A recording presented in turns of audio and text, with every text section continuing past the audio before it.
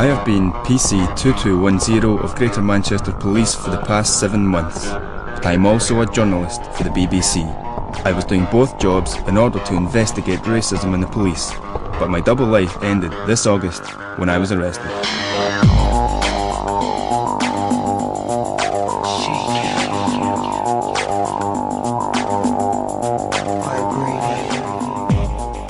It's 24 hours since my release from police custody. On Friday afternoon, I was intercepted by 2 internal affairs officers. I can't express the shock that I experienced when they arrested me for deception. We had no idea they would pose to arresting me. In fact, I was looking forward to the time that I would no longer wear the police uniform. The plan was to leave the force and reveal the disturbing conclusions of my investigation. I'd assumed it would be some of my fellow recruits who would be in deep trouble. A dog born in a barn is still a dog. A Paki born in Brit is still a fucking Paki. I'll stop him because he's a Paki. Sad innit, but I would. He's a Paki, I'm stopping him. Because I'm fucking English. Asian Paki. It's fucking built in, lad. It's built in since you were fucking 2. I class them as one thing and that's it, Pakis. These racist views came from new recruits to the police service who joined alongside me, and they are enough to earn any officer the sack. We apply to a police service that is still reeling from being labelled institutionally racist. The investigation looked at 2 things: police practices and policies and individual officers. And despite many commendable new policies and training initiatives, I discovered a minority of officers who held extreme racist views. This was my class at Bruges National Police Training Centre in Warrington. More than 1,000 officers are trained here each year. The 18 of us in Class 6 spent 15 weeks together, and I am sure that the majority will not be racist officers, but some are.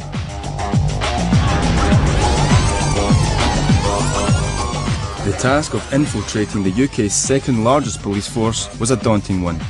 In order to prepare myself for the job ahead, I had immersed myself in the history of the unhappy state of police and race relations in Britain. It was the brutal murder of Stephen Lawrence in 1993 that transformed these relations. Stephen Lawrence killer. What are your thoughts on that? Isn't it good how good memories don't fade? He fucking deserved it. His mum and dad are a fucking pair of sponges, and they've fucking seen a good opportunity and sponged it for everything they can get their hands on, including their MBE. What do you think about the boys that done it? They fucking need fucking diplomatic immunity, mate. They are. They've done for this country what others fucking should do. McPherson report. I remember it as if it was yesterday. A fucking kick in the bollocks for any white man that was. PC Pooling's astonishing attack on an innocent murder victim and his family was because he blamed them for causing the entire police service to be branded institutionally racist.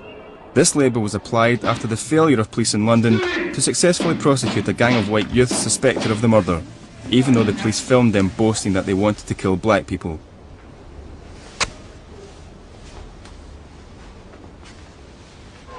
It led to the most high-profile inquiry ever into the police service. The McPherson report blamed not just individuals but the institution itself, concluding that racism caused errors in an investigation that meant even now, those suspected of killing Stephen Lawrence walk free. Greater Manchester Police accepted that it was institutionally racist. We do live in a society that has got institutionalised racism. GMP, therefore, has institutionalised racism, and it is our responsibility and duty to try and make sure that A, that's eradicated, and B, that it doesn't interfere with the discharge of our responsibilities to the community.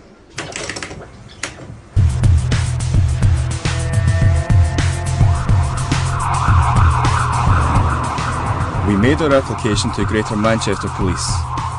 Manchester has an ethnic minority population of 6%, one of the highest in the UK, but the force is falling significantly short of new Home Office targets, with less than 3% of officers from ethnic backgrounds.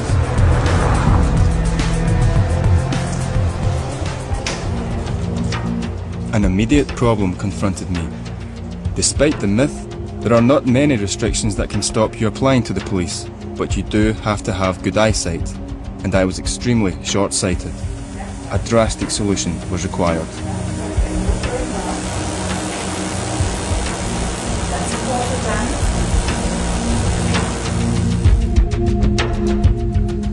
I can honestly say I actually see a vast improvement already. And I'm promised within a day or two, 20/20 vision. So here's to modern technology.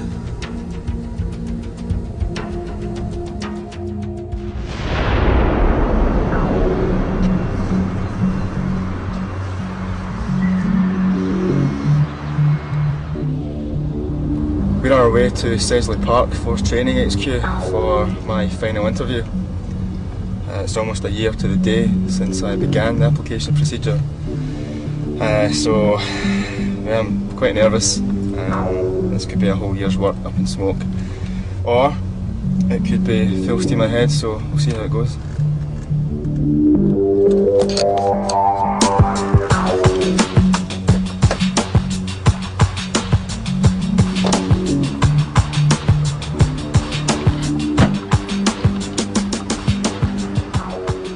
Candidates are not allowed into Manchester Police if they have had eye surgery in the past year, and I had. I would undergo an eye test at the medical.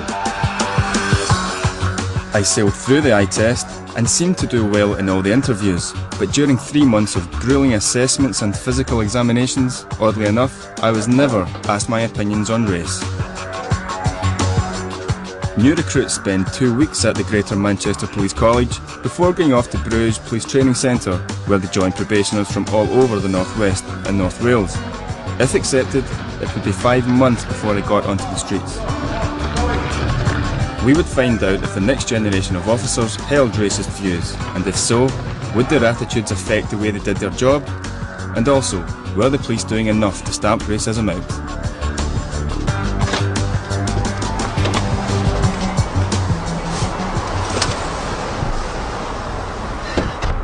Boys, we're in.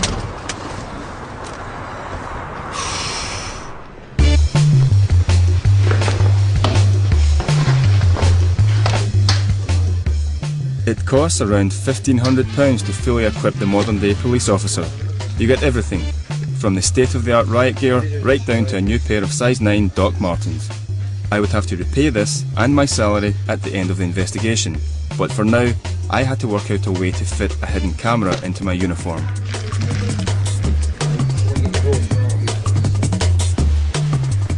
For the modern policeman, a set of shiny new attitudes is just as important as the kit.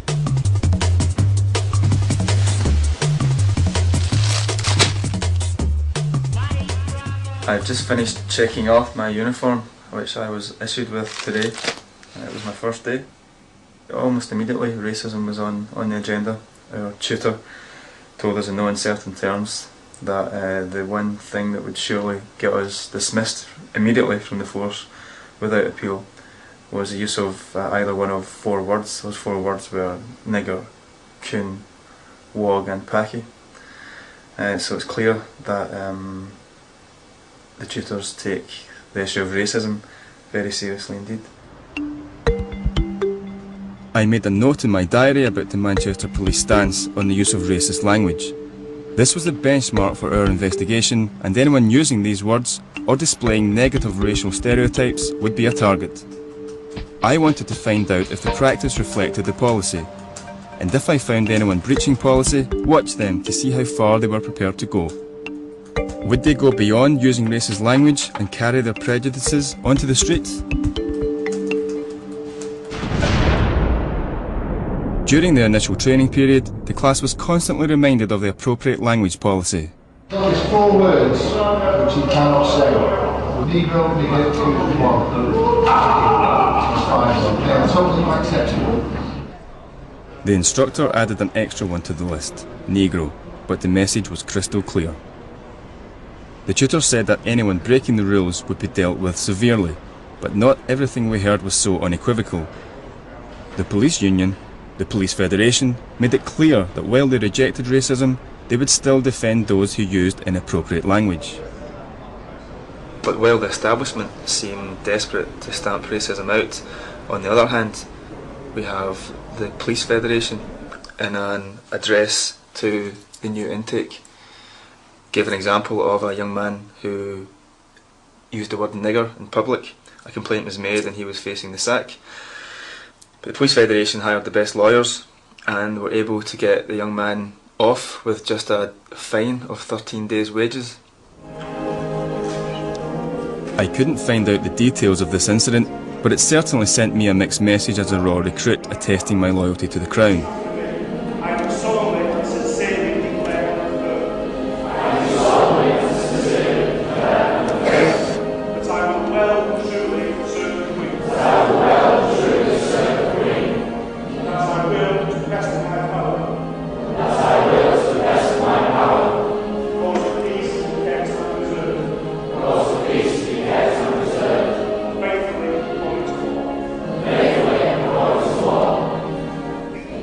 We were tonight presented with our warrant cards, which give full powers of arrest, despite the fact that neither I nor anyone in my class has any idea how to use those powers.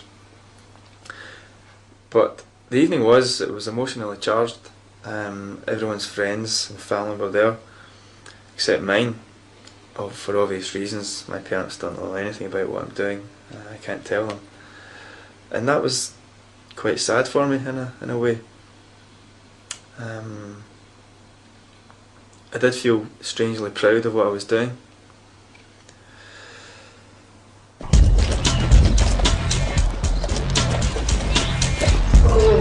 Well, at the moment, the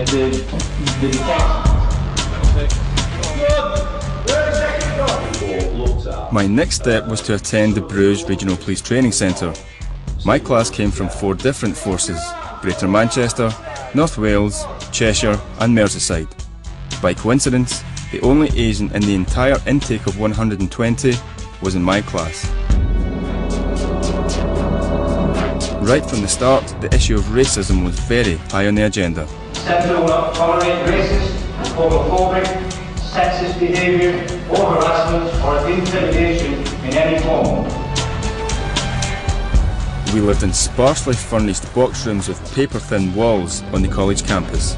My room was kitted out with secret cameras, and I was always worried that my cover would be blown. We'd been warned that our rooms could be searched by trainers at any time.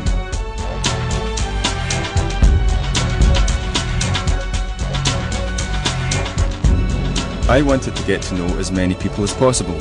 PC Andy Hall was not in my class, but we socialised together. Andy had spent 15 months as a policeman in London. He wanted to live in Manchester, so he had to retrain along with the rest of us, but he'd been through it all before. At first, it seemed like he had little time for what he called the old school racist officers, but he was scathing about equal opportunity training. What was it like in the Met with all that stuff? Oh, because of that Stephen Lawrence thing. Close it over. Okay. Because of that Stephen Lawrence thing, they dedicated a week to it. The first opening week was called Diversity Week. And you had members of the community coming in, black people, Afro-Caribbean, really fucking, who hate the police, saying like, they think we all discriminate against them because they're black. Mm. The thing with London is, the majority of street robbers are black. That's a fact, that. And in Hackney in particular, they just run riot. So they use that as reasonable grounds to go and stop a black person and searching them. Andy Hall betrayed the racist stereotyping that we had been told was unacceptable. Next day, it was my turn for the diversity class, and more talk about racism.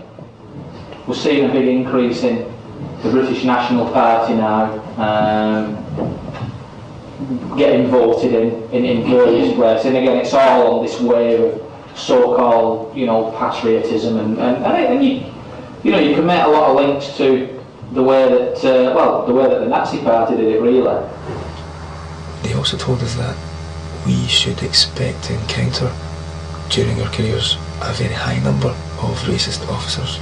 He said that many held very deeply entrenched prejudicial views on race, and despite an ongoing education programme within the force on race relations, it had so far failed to eradicate the problem. Andy was becoming more open with me. That night, he came back to my room again. I would never say this in class.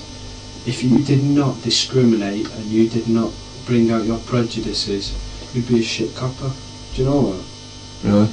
If you was on the street, Mark, and you wouldn't stop anyone because of the colour, because of the race, because of how they dress, because of how they finger, you'd be a shit copper. I mean, we used to drive down the road and say, he looks a dodgy stop him. That is practical policing. It is, mate.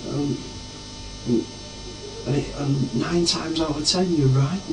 But in training environment you can't be seen to do it because it's discrimination, it's against equal opportunities. But when you're on the street you will fucking pick up it. Members of my class were beginning to relax in my company.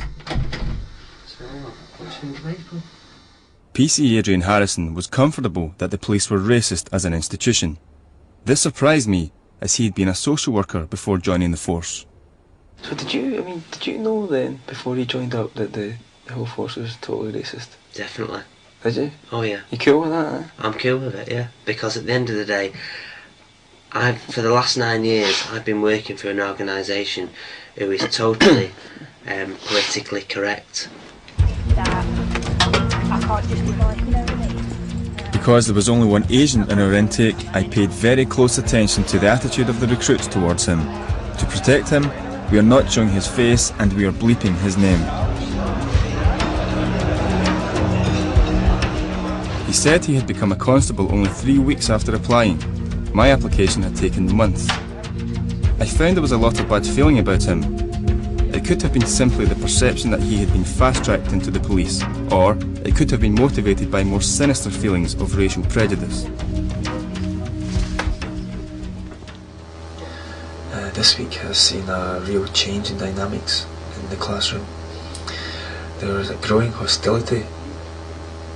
Out of the 18 people in my class, I have now heard more than half, 10 to be exact, complain about in some way, ranging from, little comments to fairly biting criticism. The application to the police was rushed through by all accounts by his own admission. He told us all that he received a personal call from the Chief Inspector imploring him to apply. Now, this has got a lot of people's backs up, and many people are bitter about what they perceive as preferential treatment.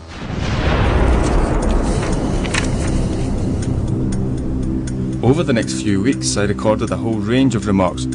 What struck me though was the increasingly personal attacks on him, with people saying he was fat, smelly and irritating. He also told me that the smell really annoyed him. He said he could not stand the smell of curry. And it was to get much worse. Life at the training college was pretty predictable. We went to our lessons, did fitness training, and in the evenings we ended up in the college bar. After it closed one night, PC Rob Pooling, PC Keith Cheshire and I headed back to my room and the secret cameras. So boys, we were passing my flask of whiskey and discussing the cold that was going around the class. I had a cold, so it was doing my fucking head in. Who gave you the code? I don't know, I think it's just went round the class, didn't it? I've got to be honest now, in front of you, Keith. The fucking curse of the class. It started off with yeah, I think it did. I was going to say, it's the fucking curse of the class. It's the fucking pain in the arse of the fucking whole world. Am I speaking out of turn? No, you're not. But no.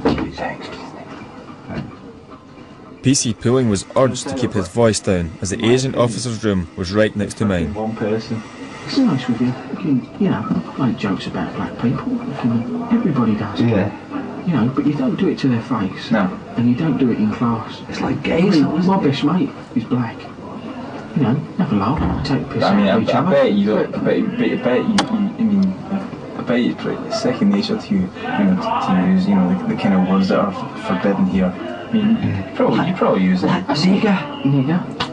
They use that themselves. We can't use nigger. What about, No, I've called a black man to his face a nigger. What would you call it? I'd call him a packy, if I was perfectly honest. Yeah, but I mean, if you was trying to be politically correct, then you'd just call him Asian, wouldn't you? Yeah, but if you were in the street... I'm talking about in the street, you know. I'd call him a packy. I'm fucking laying all my cards on the table in front of you guys. Anybody of an Indian nature, straight away you just call him a packy, wouldn't you? No. It could have been the drink talking. Although he used racist language, I think PC Cheshire was wrestling with these prejudices. But PC Pooling was different. He was proud of his use of language. He knew that it was enough to have him thrown out of the force, even if 20 years ago this talk was commonplace. I think you're referring to the phrase black bastard. Now that's a common phrase which is used throughout this land. This unthinking racism was described then as practical and common sense. PC Pooling's comments were an echo of these views, which did so much to damage race relations. These were the views of recruits at Hendon 20 years ago. It makes me cringe when I see a black bloke going out with a white woman. Frankly, I don't particularly have any liking whatsoever for wogs, nignogs and packies. Just putting it bluntly, kick them out. If a police officer calls a black man a nigger, shouldn't he be dismissed? No. Why should no, indeed not. Like everything else, why should he be dismissed for calling him a nigger? Because I mean, it's a term of abuse. That's a matter of opinion. It seemed to me the difference was that now these views had been driven underground, and the only way to capture them was by going undercover. The question though was still the same. If you held these views, did it affect the way you did your job on the street? Right, Dave, let's go get hammered. So I went for a night out in Manchester with Andy Hall. I was wearing a secret camera, but it failed me at a crucial time and only recorded sound. Yeah, what we'll do, I mean, I'll say if you have any further problems, I'll leave you my details. Thank you, Ross. That would be so kind. I had met PC Carl Jones of GMP at training school. I knew he was a racist. In his last job, he had charged ethnic minority customers extra. He called it BAT, Black Added Tax. But you just got to be careful. I'm alright at the moment, I'm not slipping up.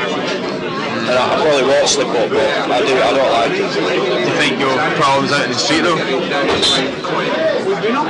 definitely won't call him when I'm out on the street. Definitely won't what? I definitely won't say anything to him on the street. But I do hate him. Oh no, I hate him. My mum used to say, like, when I got accepted, she said, well, you're going to have to change, otherwise you'll be kicked out in 2 weeks. To be honest, I don't mind blacks, proper blacks. It's just packies that claim everything. Almost 4 months later, I met him at a pub near his village. He had been policing the streets of Oldham for 5 weeks now. I wanted to find out if his time on the beat had affected his views. I'll be honest with you, I was absolutely crapping myself going Oldham. Especially in my previous life at work, I used to fucking rip them off. And I did. Bats, I used to call it, black added tax. I remember you feeling it. But, I'll tell you what, man, it is amazing, right? None of the backy lads wear seatbelts. So they're all getting it tomorrow if I see any. Right, I think they're fucking brilliant. Carl said he'd been giving out hotties, the form given to motorists for producing their documents at the police station. We did 3 hotties the other day, purely on people not wearing the seatbelts, and every single one of them were a packy. Because what tries to tell me to do is to stop a car for a reason, you know, rather than just stopping them and say, what the fuck does that mean? Oh, I've just stopped you, mate. 2 things really. You've got a brake light out, or you're not wearing your seatbelt, I'm going to do a document check on you. And he said, right, what we'll do today, Carl, is we'll just do hotties. He said, we won't bother with like non-endorsables or whatever. He said, we'll just stop people now that have like doing an offence for us to start with. I went, right, okay then. And every single one of them, I said, right, we might have to stop a white person on the weekend just to even the figures up. If this was happening, and the stopping of white people to even the figures up went on, then it would disguise the true picture and could throw into question the figures that could identify the racist targeting of blacks and Asians.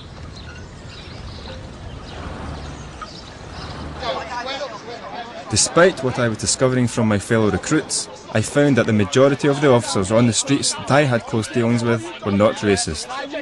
There's so many racist people that kicks off on us just because we're black in that place. Because we are black. I've not been done by police before. I'm a nice guy, yeah? If anyone knows me, yeah, I'm a nice guy. But because I'm black... Just keep your voice down, mate. Right, sorry. Their jobs were very stressful, and even when they did nothing wrong, they could be accused of racism. On this arrest, the black youths were well behaved, and it appeared that the white man had provoked them. He scarpered. But this time, we caught him. Dickhead! No, I've done nothing!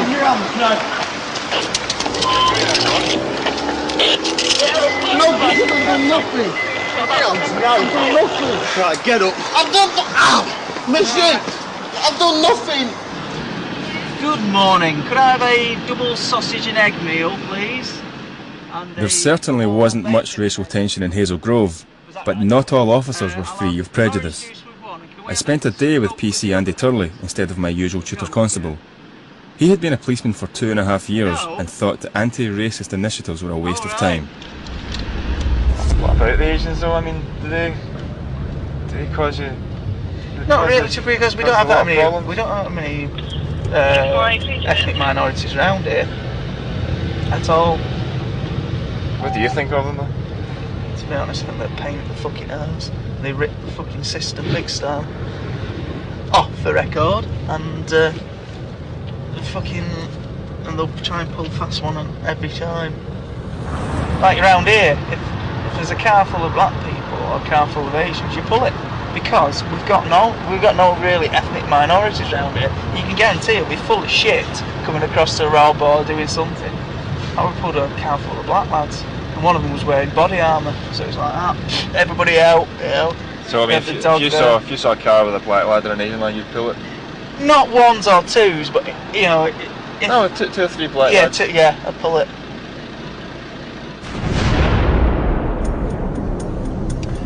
Just completing the car camera rig for my journey to Glasgow. I'm just about to go and pick up PC Andy Hall, and we are travelling to Glasgow tonight to go to a Rangers match.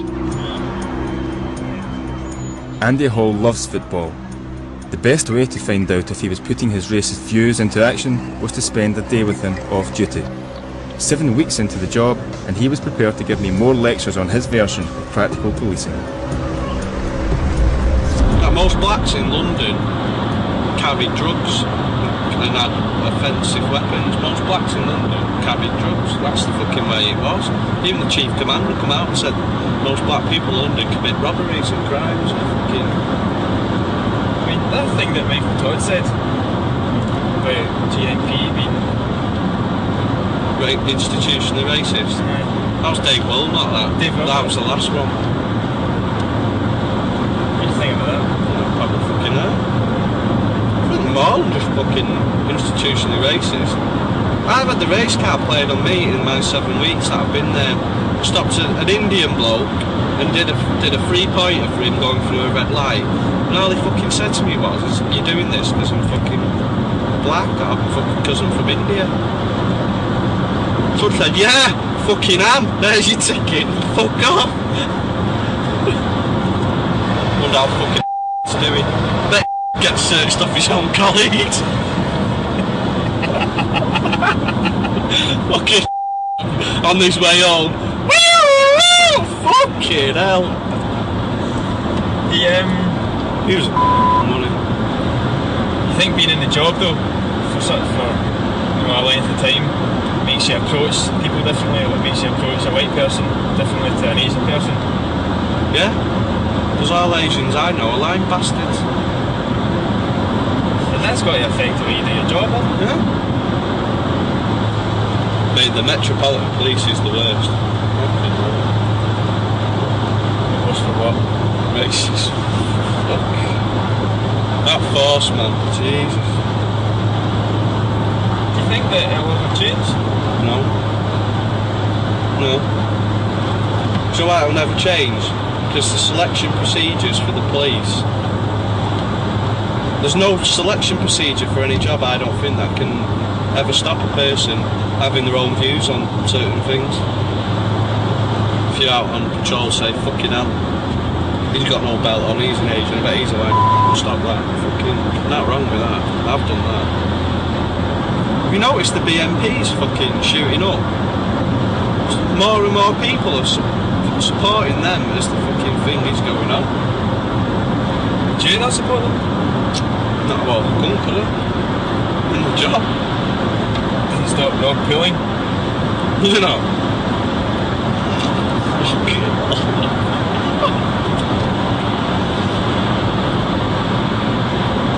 If I could, I would. Do you not right? Do you agree with their politics?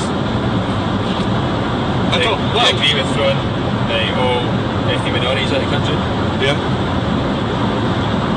We should have armed guards on that Calais fucking crossing with guns, and any like the oil tunnel tries to get over, fucking shoot.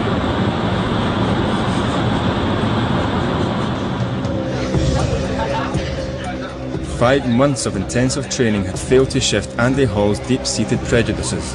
He admitted he was allowing his racist views to affect the job.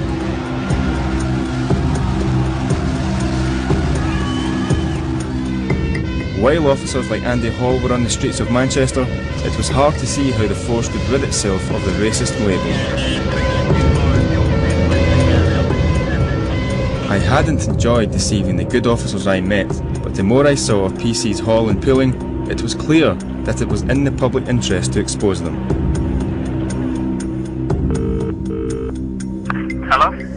Rob. Hi, mate. It's Mark, can you speak? Yeah. Cool. How you doing, mate?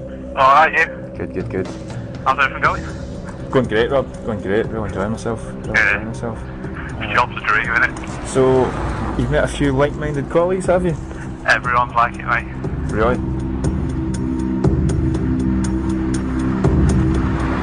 I'm on my way to North Wales again for another rendezvous with PC Rob Pulling. During our last conversation, Rob took great delight in telling me that the majority of his new colleagues were just as racist as him. So tonight, I want to find out a little bit more about those people and find out exactly what Rob has been up to in his first 6 weeks on the street.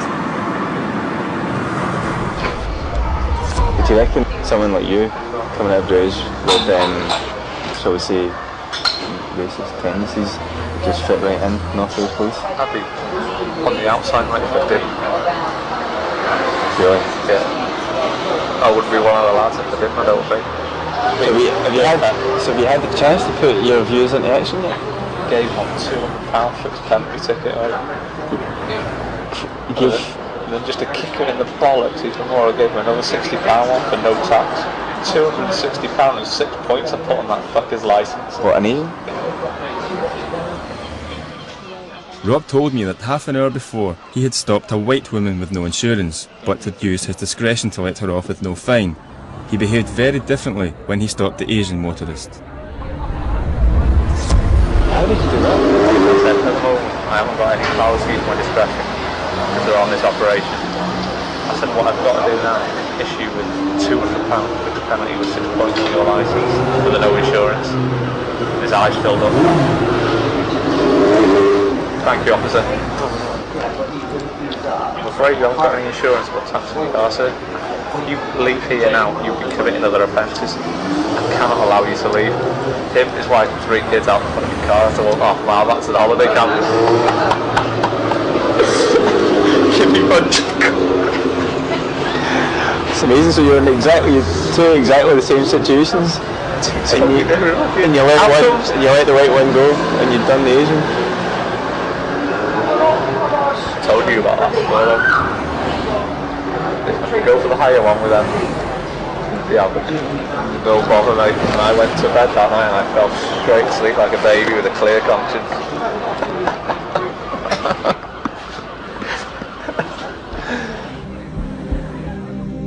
My time as a police officer demonstrated to me that there are policies now in place to combat discrimination, and they are failing. I could only find this out by going undercover. The training had failed to root out the racists. If anything, it made them more aware that their views were seen as wrong, but this was driving the racism underground. They paraded their racism in different ways. Some used racially abusive language, Others went further and admitted they would put their racism into practice. Rob Pooling was by far the most racist officer I met, and what he told me was deeply disturbing. All are setting back the police's efforts to cleanse the force of racism. I hope my investigation will help this process and allow the majority of police officers to get on with their job of enforcing the law without prejudice.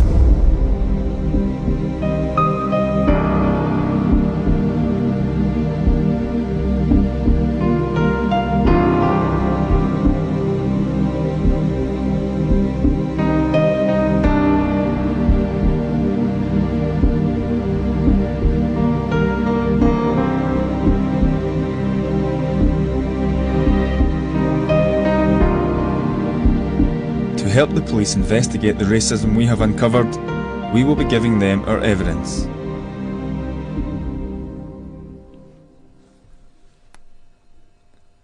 The police declined to take part in tonight's programme, but the Greater Manchester Police have issued this statement on behalf of the police service. 3 Greater Manchester police officers and 1 from North Wales were suspended from duty yesterday. An investigation will now be conducted during which the officers will remain suspended from duty. The investigation has been voluntarily referred to the Independent Police Complaints Authority for their supervision. Greater Manchester Police is firmly committed to taking further action against any other officers who are shown on the programme making racist comments.